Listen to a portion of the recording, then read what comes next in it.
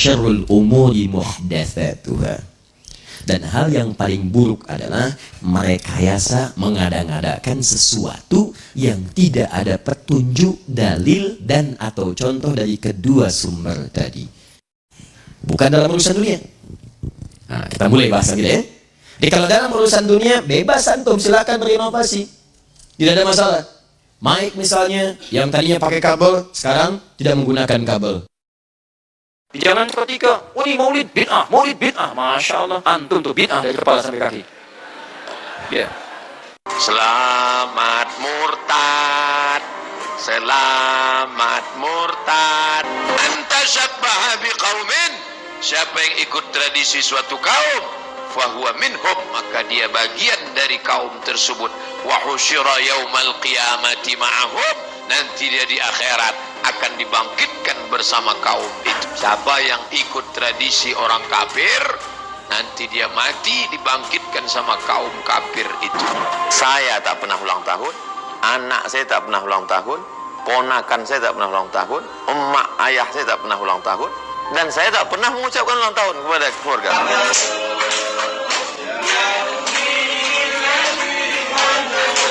Assalamualaikum warahmatullahi wabarakatuh. Alhamdulillah, salatu wassalamu ala rasulillah, amma ba'd. Kaum muslimin yang dirahmati oleh Allah subhanahu wa ta'ala, dari video yang sudah kita simak menunjukkan bahwa tidak ada yang bisa menjamin seseorang untuk selalu berada di atas pemahaman yang hak.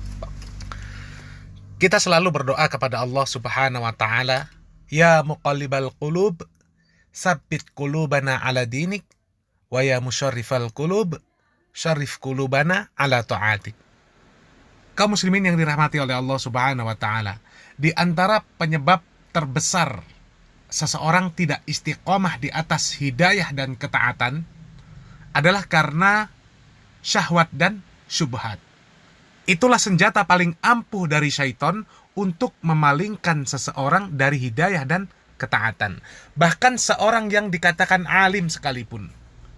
Lalu bagaimana cara atau kiat agar seorang muslim itu istiqomah di atas hidayah dan ketaatan? Mengingat keutamaan istiqomah di atas hidayah dan ketaatan yang begitu besar.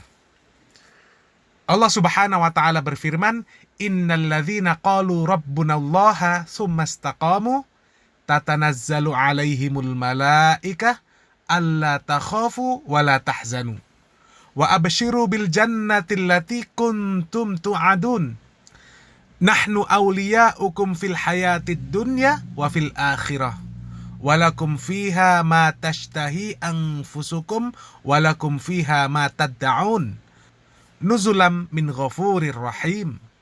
Sesungguhnya orang-orang yang mengatakan Tuhan kami adalah Allah, kemudian mereka istiqamah, maka malaikat akan turun kepada mereka dengan mengatakan alla takhafu wa la tahzanu.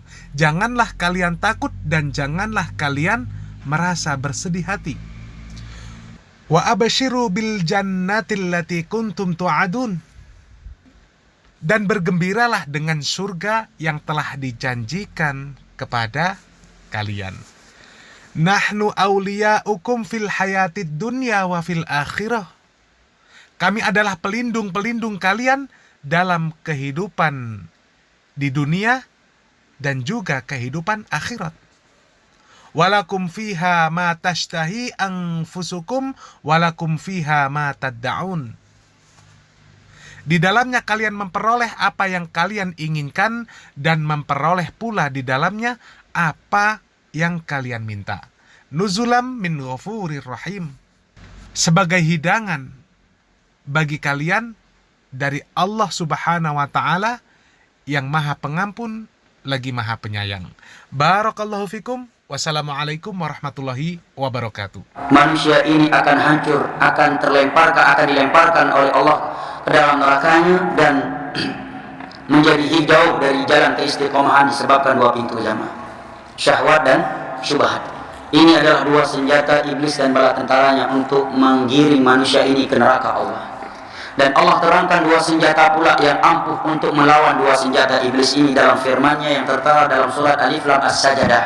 Waj'alna minhum a'immatan yahduna bi amrina lamma sabaru wa kanu bi ayatina yuqinun.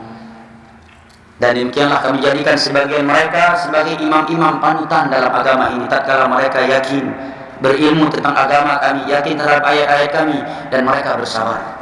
Kata Sufyan bin Uyainah, dan juga ini masyhur dari Syekhul Islam, fabil yaqini was sabri tunalul imamatu fid din. Dengan ilmu dan kesabaran kita akan menjadi tokoh-tokoh di atas agama ini. Kalau datang syubhat, maka tidak ada yang bisa menyelamatkan seseorang dari syubhat Khawarij, syubhat Murji'ah, Jahmiyah, musyrikin, kecuali ilmu agama. Tapi kalau sudah masalahnya syahwat, tidak ada yang bisa selamat kecuali orang yang punya sifat sabar. Walaupun dia ulama, di kepalanya ada Sahih Bukhari, di kepalanya ada 30 juz Al-Quran, dia hafal ayat wala taqrabuz zina, tapi bisa jadi dia jatuh ke dalam perzinahan tatkala dia tidak sabar, jemaah. Ya. Beda dengan syubhat. Kalau syubhat yang akan selamat orang yang berilmu, yang akan menjadi korban orang yang bodoh. Tapi kalau maksiat, ya, yang menjadi standarnya bukan ilmu dan bodohnya, tapi sabar tidaknya dia. Ketika dia diuji dengan maksiat, zina dan semisal dengannya, uang haram, uang riba dan seterusnya, fi haram, nah di situ dia jatuh tidaknya adalah dengan dia sabar atau tidaknya. Kalau dia banyak mengingat Allah, banyak mengingat kematian, perjalanan yang masih begitu panjang setelah kematian, dia ingat bahwa kematian datang secara tiba-tiba, dia takut kalau mati dalam keadaan seperti itu sehingga dia akan dibangkitkan dalam kondisi seperti itu, maka dia akan selamat dari hal itu. Sabar akan menyelamatkan kita dari syahwat, sedang ilmu agama akan menyelamatkan kita dari syubhat.